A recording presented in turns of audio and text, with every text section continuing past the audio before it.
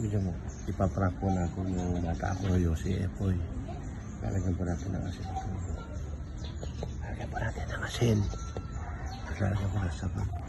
Tapos patitikim po sa kanila. Paprank po natin siya, ipaprank natin.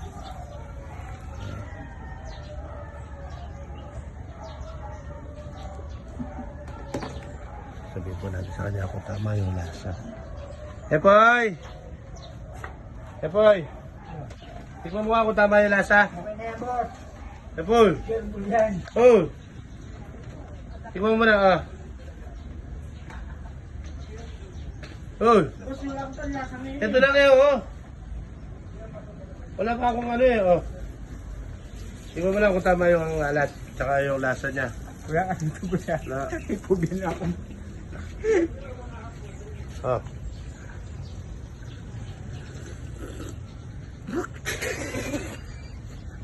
Ba't ko nga ba eh? Next time, boss. Ano? Okay na, boss. Tama? Tama! Sakto ba? Tama? Tama ba? Tama, alat! Okay. Ayun po. Pangalawang beses ko na po nagawa to. Sabi niya sa akin, baka daw po may asin. Sabi ko wala. Okay po. Good try na na. Yes. Okay.